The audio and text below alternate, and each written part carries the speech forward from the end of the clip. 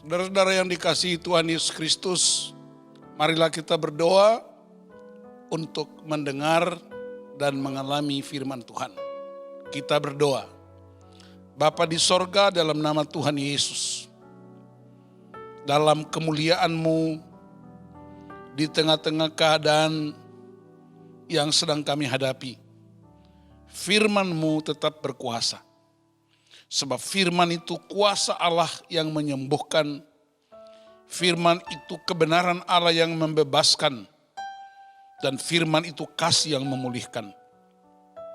Urapi hamba-Mu dan umat-Mu yang mendengar firman Tuhan, sekalipun melalui teknologi online. Dalam kemuliaan-Mu kami datang. Terpujilah Engkau dalam nama Yesus. Haleluya. Amin. Saudara-saudara yang dikasihi Tuhan Yesus Kristus, tema hari ini ialah kuasa Roh Kudus dalam kehidupan. Alkitab mencatat dengan begitu tegas, sejak dunia dijadikan. Dalam Kejadian pasal 1, disebutkan pada mulanya Allah menciptakan langit dan bumi. Bumi belum berbentuk dan kosong, gelap gulita menutupi samudera raya. Dan roh Allah melayang-layang di atas permukaan air. Berfirmanlah Allah, jadilah terang. Saudara perhatikan, awal mula dunia dijadikan Allah. Roh Allah melayang-layang di atas permukaan air. Belum ada sesuatu. Ketika Allah berfirman, jadilah terang. Berarti ada perjumpaan yang membuat mujizat yang dahsyat. Perjumpaan antara roh Allah dan firman Allah, jadilah terang. Dan karena itu saudara-saudara, ketika manusia diciptakan Tuhan, dia belum menjadi makhluk yang hidup. Dia baru menjadi makhluk yang hidup ketika dia menerima roh Allah. Jadi roh Allah atau yang kita kenal Roh Kudus itu menghidupkan dan memberi kemuliaan bagi manusia sebagai gambar dan rupa Allah. Nah saudara-saudara, dalam perjalanan gereja, dalam perjalanan orang-orang percaya, bahkan dalam perjalanan Yesus, Alkitab mencatat dia bekerja, dia melayani, dia melakukan mujizat-mujizat karena kuat kuasa roh Allah. Dan karena itu kita akan pelajari hari ini apa pentingnya Roh Kudus dalam hidup kita dan bagaimana Roh Kudus menolong kita untuk menyaksikan kuasa kemuliaan Allah. Saudara-saudara, sebelum Yesus memulai pekerjaan, dia menjalani, ikut berpartisipasi, ikut terlibat dalam baptisan di Sungai Yordan yang sering disebut baptisan proselit, baptisan pertobatan buat orang-orang Yahudi, orang-orang yang mendengar kabar baik dari Yohanes Pembaptis. Yesus ikut merasakan perjuangan mereka. Yesus ingin terlibat di dalam usaha manusia untuk hidup dalam kebenaran. Dan karena itu dia ikut dalam baptisan di Sungai Yordan itu. Ketika dia bertemu dengan Yohanes Pembaptis, Yohanes berkata, aku tidak layak untuk membaptis engkau. Tetapi kemudian Yesus berkata buat Yohanes Pembaptis, lakukanlah supaya kita menggenapkan kehendak Bapa. Jadi di situ apa yang terjadi? Ada ketundukan pada otoritas. Yohanes sadar otoritas Kristus lebih hebat. Tapi Yesus juga menyadari bahwa Yohanes diberi otoritas untuk melakukan baptisan itu. Jadi ketika mereka saling menghormati otoritas, ketika Yesus mau tunduk pada otoritas Bapa, maka pengurapan Roh Kudus terjadi. Dan dengan pengurapan Roh Kudus itu, dia pergi keliling kemana-mana. Lalu dia mulai menyembuhkan orang sakit, membangkitkan orang mati, menyatakan tahun rahmat Tuhan bagi setiap orang yang datang kepadanya. Jadi Yesus memulai segala sesuatu karena kuasa Roh Kudus.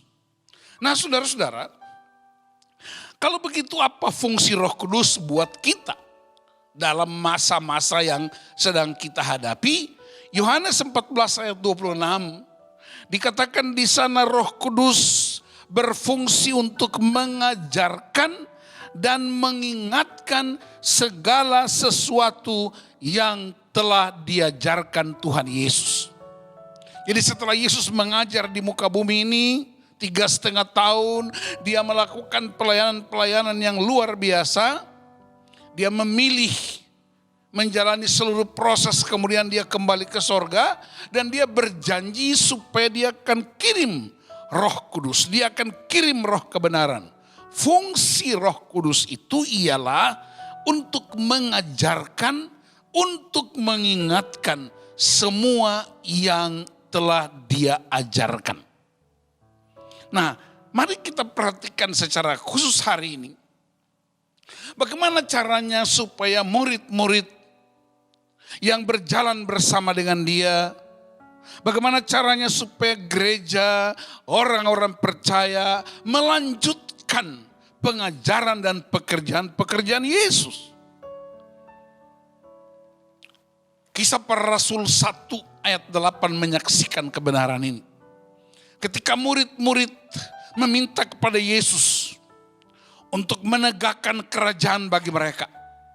Sebab kerajaan bagi murid-murid dan orang-orang Yahudi adalah kerajaan yang bersifat politis seperti raja-raja pada waktu itu. Dengan kekuasaan manusia, dengan otoritas-otoritas yang muncul dalam kehidupan masyarakat. Tetapi kerajaan Allah bagi Yesus adalah kuasa kasih yang memulihkan segala sesuatu. Itulah sebabnya ketika murid-murid meminta, Guru, bolehkah engkau memulihkan kerajaan buat kami? Yesus bilang apa? Kamu tidak tahu. Kamu tidak tahu apa yang terjadi. Tetapi aku beritahukan kepada kamu. Kamu akan terima kuasa kalau Roh Kudus turun ke atas kamu, dan kamu akan menjadi saksiku di Yerusalem, Yudea, Samaria, sampai ke ujung bumi. Saudara perhatikan, ada dua istilah yang sangat menarik dalam Kisah Rasul 1 ayat 8. Yesus berkata kamu akan menerima kuasa kalau Roh Kudus turun ke atas kamu. Kuasa ada dua istilah dalam bahasa Yunani. Yang pertama kuasa exousia. Exousia itu kuasa yang dimiliki seseorang karena alasan politik, karena alasan jabatan, dan karena itu kuasa itu dia bisa gunakan untuk memerintah orang lain, untuk mengatasi orang lain, dan untuk menguasai orang lain. Itu namanya exousia. Tapi ada kuasa yang kedua dalam istilah Yunani namanya dunamis. Dari kata dasar dinamit. Yaitu kuasa yang bekerja dari dalam. Dia ibarat seperti aki mobil yang bisa memberikan tenaga untuk menghidupkan mesin mobil. Nah, kuasa dunamis itulah yang Yesus maksudkan. Kamu akan menerima dunamis. Kuasa yang dahsyat, yang meledak hebat. Seperti sebuah dinamit. Apakah kuasa itu? Kuasa Roh Kudus yang bekerja dari dalam, yang menggerakkan seluruh pikiran, perasaan, tubuh, roh, jiwa, yang menggerakkan seluruh kekuatan, dan itu akan memberikan kuasa kepada kita. Untuk apa tujuan dunamis itu, tujuan kuasa Roh Kudus itu? Untuk menjadi saksi Kristus, dimulai dari Yerusalem, Yudea, Samaria, sampai ke ujung bumi, termasuk di Jakarta ini, salah satu ujung bumi. Nah, kata saksi juga punya dua istilah dalam bahasa Inggris. Saksi arti witness, yaitu menyaksikan, tapi saksi juga artinya evidence, yaitu bukti. Jadi ketika kita menerima Roh Kudus, dapat kuasa untuk menyaksikan Kristus. Seorang saksi bukan mendengar apa kata orang, kira-kira apa yang terjadi. Dia tidak mendengar apa kata temannya, tapi saksi artinya mereka melihat dan mengalaminya. Dan karena itu murid-murid dikasih tahu, kami pernah melihat, kami mengalaminya, dan itu benar. Menyaksikan kuasa Kristus, menyaksikan pekerjaan-pekerjaan Allah dalam Kristus. Tetapi itu tidak cukup. Dalam dunia hukum, ada seorang profesor berkata, bukti harus lebih terang dari cahaya. Apa artinya? Murid-murid atau gereja tidak sekedar menyaksikan, tetapi mereka, kita adalah bukti bahwa kesaksian kita tentang Kristus adalah sesuatu yang benar, hidup, dan berdampak.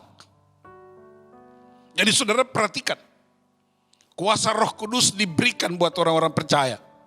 Mulai di zaman Pentakosta, Kisah Para Rasul pasal 2, sampai hari ini. Bukan untuk menyombongkan diri, bukan untuk membanggakan diri, bukan untuk mengatasi orang lain, tetapi supaya kita menyaksikan dan membuktikan bahwa Kristus itu hidup, berkuasa, dan dia datang untuk memberi kehidupan yang sempurna. Nah saudara-saudara, bagaimana caranya supaya kita menerima kuasa Roh Kudus itu? Saya percaya setiap orang yang sudah dibaptis, setiap orang yang mengaku Yesus Kristus Tuhan, telah menerima kuasa Roh Kudus. Karena Alkitab menyaksikannya bahwa hanya Roh Kudus yang bisa menolong orang untuk berkata Yesus adalah Tuhan. Roh Kudus memberikan keberanian kepada murid-murid untuk memberitakan kabar baik. Dan karena itu saudara-saudara, tidak ada kekuatan apapun yang bisa menggairahkan kita, yang bisa mendorong kita untuk terus-menerus menyaksikan dan membuktikan Kristus itu hidup dan berkuasa. Hari-hari ini saudara-saudara, Anda nonton live streaming tidak hanya di GBI Citra ini, tapi hampir di seluruh dunia. Kita tidak bisa berkumpul seperti biasanya. Semua orang mendengar firman secara online, ada yang streaming, ada yang video streaming, ada yang rekaman dan seterusnya. Kita tahu karena situasi COVID-19, kita tidak bisa mengatakan bahwa gara-gara COVID lalu kita berhenti untuk mendengar dan memberitakan firman. Dengar, saya beritahu saudara-saudara, kuasa Roh Kudus jauh lebih hebat dari kuasa apapun. kuasa Roh Kudus. Itu rohnya Allah yang diberikan kepada gereja, diberikan kepada murid-murid, diberikan kepada orang percaya. Itu jauh lebih hebat dari kuasa apapun, termasuk COVID-19. Dia tidak punya kuasa untuk menggeser kuasa firman Allah bagi orang-orang percaya dan bagi dunia.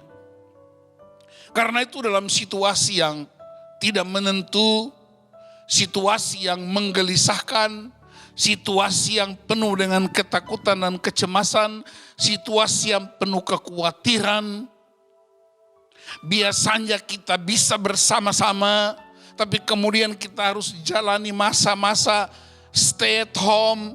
Kita menjalani segala sesuatu protokol-protokol kesehatan. Tapi saya mau beritahu satu hal. Allah tidak pernah berdiam diri. Rasul Paulus berkata, Allah turut bekerja dalam segala sesuatu untuk mendatangkan kebaikan bagi orang-orang yang mengasihi Dia. Karena itu saudara-saudara, alamilah kuasa Roh Kudus. Kitab Efes menjelaskan, untuk mengalami kuasa Roh Kudus, Anda mesti memberi waktu, memberi ruang yang dalam untuk mengalami kebenaran firman Allah. Karena hanya dengan kuasa Roh Kudus, dengan kebenaran firman, terjadi perjumpaan, ada mujizat yang terjadi. Seperti yang terjadi dalam Kejadian pasal 1, Allah berfirman, berjumpa dengan roh Allah yang bekerja dan terjadi mujizat. Saudara-saudara, apa yang mesti kita kerjakan dalam situasi COVID-19? Banyak prediksi para ahli, banyak prediksi para pemimpin tentang kapan berakhirnya. Saya pun tidak tahu. Tapi yang saya tahu satu hal. Dan ini berita sukacita buat kita. Kesetiaan dan rahmat Tuhan selalu baru setiap pagi. Hanya oleh karena kuasa Roh Kudus. Hanya oleh karena kuasa kemuliaan Allah. Kita mensyukuri setiap peristiwa yang sedang terjadi di tengah-tengah kita. Roh Kudus menghibur kita untuk mengalami seluruh proses yang kita jalani. Bagian kita ialah kita minta otoritas Roh Kudus. Bagian kita ialah kita minta kuasa Tuhan. Tuhan akan memberikan itu. Kalau begitu apa yang kita mesti kerjakan? Yang pertama, saksikanlah di tengah-tengah situasi yang sangat sulit ini. Saksikanlah bahwa Kristus itu kuasanya tidak berubah. Dulu, sekarang, dan sampai selama-lamanya. Bagaimana caranya? Izinkan Roh Kudus bekerja dalam dirimu. Roh Kudus memberikan kekuatan. Dia dunamis yang menolong Anda untuk tidak takut dalam situasi apapun. Murid-murid mengalami ancaman-ancaman serius oleh para penguasa pada waktu itu. Tapi Alkitab mencatat dalam Kisah Para Rasul, mereka dengan berani memberitakan Kristus yang hidup, dan banyak orang berbondong-bondong menyerahkan diri kepada Tuhan. Mereka bertobat dan hidup mereka dipulihkan. Mungkin ada yang bertanya, Pak Pendeta, tapi kenapa kita akan penuh Roh Kudus, kita rajin menyembah Tuhan, kita hidup dengan Tuhan. Tapi kenapa ada begitu banyak anak-anak Tuhan, ada hamba-hamba Tuhan yang justru menjadi korban dari COVID-19? Itu bisa menakutkan orang-orang percaya. Saudara, beberapa kali pertanyaan itu muncul ke saya. Dan saya memberikan jawaban begini. Dalam kitab Ulangan 29. Ulangan 29 ayat 29. Di sana diterangkan tentang satu prinsip yang hebat. Ayat ini bilang begini. Hal-hal yang tersembunyi ialah bagi Tuhan Allah kita. Tetapi hal-hal yang dinyatakan ialah bagi kita dan anak-anak kita sampai selama-lamanya supaya kita melakukan segala perkataan hukum Taurat ini. Silih berganti penderitaan. Ada banyak hal di luar kontrol kita. Ada banyak hal peristiwa yang terjadi namanya uncontrollable. Itu bagiannya Tuhan. Tuhan yang mengatur perputaran bumi. Tuhan yang mengatur dari mana matahari terbit dan di mana dia terbenam. Tuhan yang mengatur semuanya. Kita tidak mengerti banyak hal. Tidak disingkapkan buat kita. Tetapi ada yang dinyatakan buat kita dan anak-anak kita. Apa yang dinyatakan buat kita? Alkitab menceritakan begitu sempurna. Yang dinyatakan buat kita dan anak-anak kita ialah sifat-sifat dan karakter Allah. Allah itu baik. Amin. Allah itu dahsyat. Allah itu adil. Allah itu kasih, Allah itu penyayang, Allah itu panjang sabar dan berlimpah kasih setia. Itu yang dinyatakan buat kita. Sehingga ketika kita menghadapi kesulitan-kesulitan seperti sekarang, ketika kita menghadapi ketakutan-ketakutan dunia, ketidakpastian, yang bisa kita lakukan ialah kita meminta Roh Kudus menolong kita untuk merenungkan kebaikan-kebaikan Allah dalam hidup kita. Untuk merenungkan karakter dan sifat-sifat Allah dalam hidup kita sehari-hari. Itu yang menghibur kita, itu yang menolong kita, itu yang membangun kita untuk terus bertahan dalam dunia yang sedang bergejolak ini.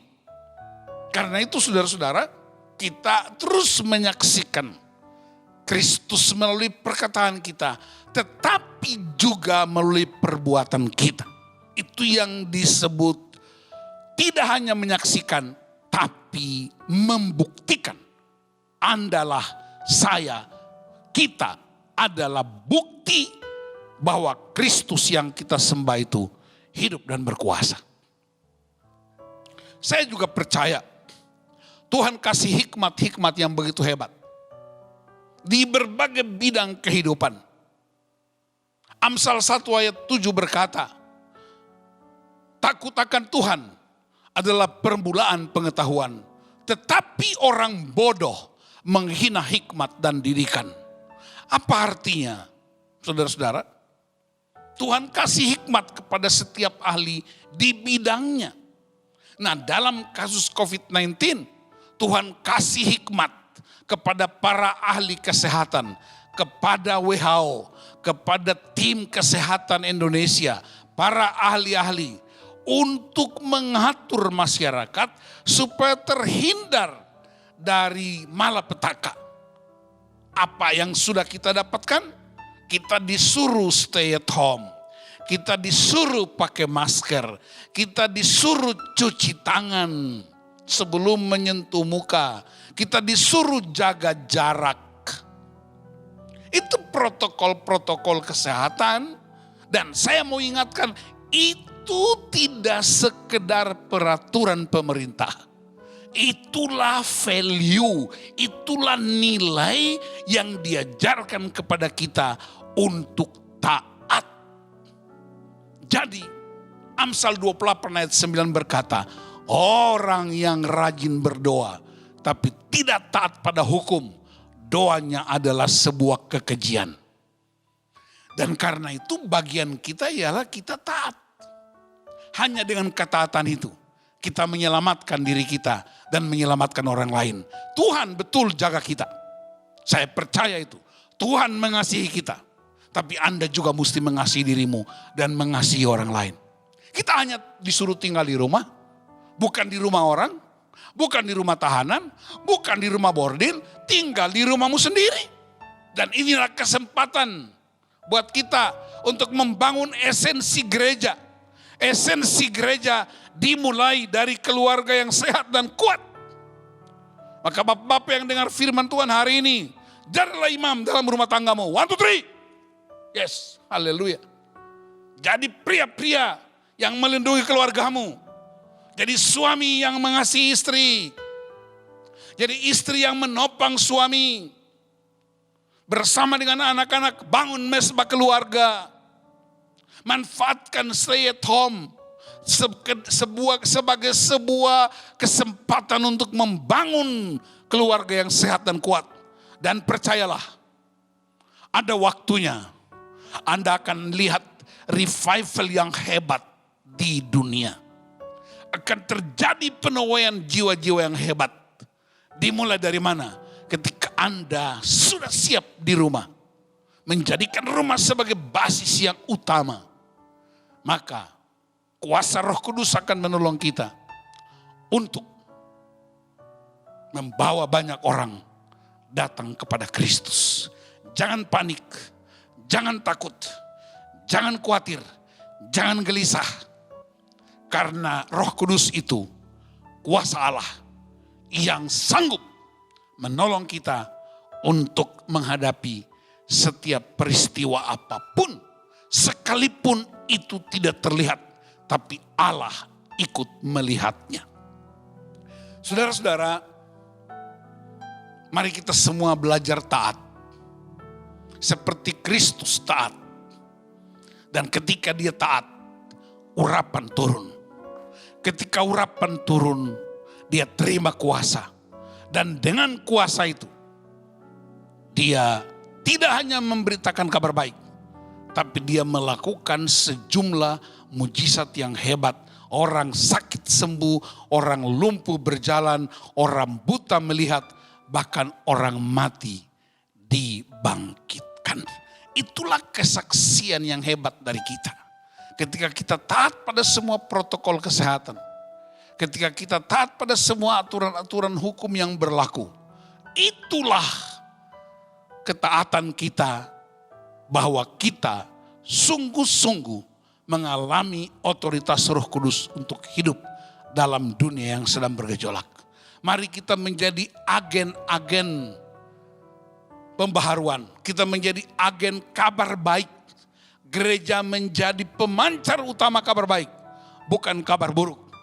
Hindarilah percakapan-percakapan tentang kuasa apapun. Tapi udah waktunya untuk mengucapkan Kristus. Untuk meminta kuasa Roh Kudus. Supaya dunia kita, udara kita, rumah tangga kita, masyarakat kita, bangsa ini boleh melihat kemuliaan Tuhan yang nyata di tengah-tengah kehidupan yang sedang bergejolak. Saya berdoa supaya melalui firman Tuhan hari ini, kita semua dihiburkan. Kita semua dapat kekuatan yang ekstra. Kita semua dapat sukacita untuk menjadi saksi Kristus di dalam rumah kita, di tetangga kiri kanan muka belakang, di masyarakat kita, bahkan di bangsa ini. Tuhan memberkati saudara-saudara, biarlah firman Tuhan membebaskan kita dari semua ketakutan. Mari kita berdoa. Terima kasih Bapa di sorga, hamba-Mu terbatas, tapi firman-Mu tidak pernah terbatas. Hamba berdoa dan memberkati setiap orang yang dengar firman Tuhan ini. Beri mereka kekuatan ekstra, beri penghiburan, beri sukacita dan damai. Di tengah situasi yang sedang bergejolak, kami tetap menyaksikan dan membuktikan bahwa Kristus itu hidup dan berkuasa. Terpujilah Engkau Bapa, segala kemuliaan hanya buat Engkau. Di dalam nama Tuhan Yesus Kristus kami berdoa dan mengucap syukur. Haleluya. Amin.